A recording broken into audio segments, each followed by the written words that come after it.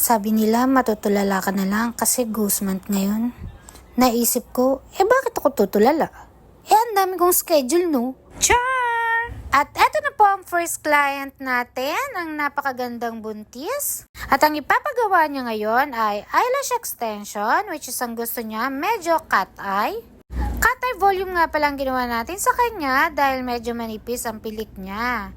Ito naman ang second client natin, which is soft gel nail extension. As you can see, meron siyang dating soft gel nail extension na hindi ko maintindihan kung anong itsura. At ang sabi nga niya ay medyo nalulungkot siya dahil after 3 days ay natanggal na ang hinlalaki niya. And then nagtataka siya bakit ganun ang itsura ng soft gel nail extension niya. Ilang beses na nga raw niyang tinry dumaan dito sa salon natin pero laging maraming tao. Nagdidesign pa nga lang ako ng nails niya ay kinikilig na siya. Ilan nga raw sa kaibigan at katrabaho niya ay nire-refer tayo. Anyway, no more chika na at eto na ang nail soft gel extension ng client natin.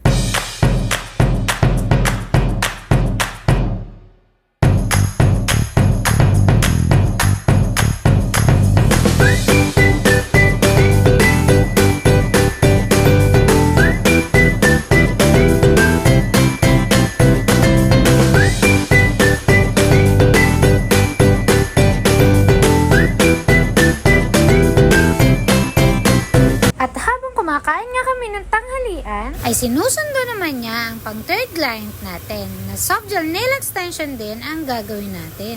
First time nga lang pala ni client sa soft gel nail extension kaya medyo may halong kaba.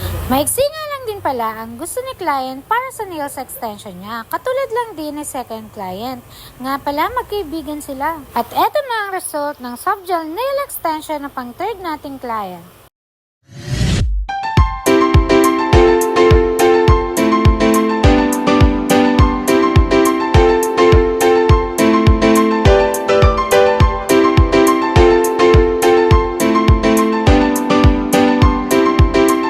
At eto naman ang fourth client natin na eyelash extension din.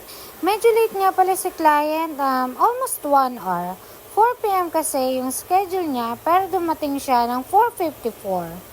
Pero syempre kung valid naman ang reason, tanggapin pa rin natin si client. First time natin palang nagpa-eyelash ni client kaya medyo nanginginig-nginig pa so medyo nahirapan tayo. At eto naman ang isa pa sa pinaka-supportive kong client which is si Ate Kenneth. Ang ipapagawa naman niya ay foot spa, semi-gel pedicure, and gel polish manicure.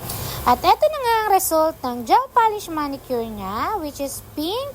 Thank you so much Ate Kenneth and follow my page Hair and Nails by Maria Baby Love or my personal account Maria Pansacola. Thank you for watching. See you at my next vlog.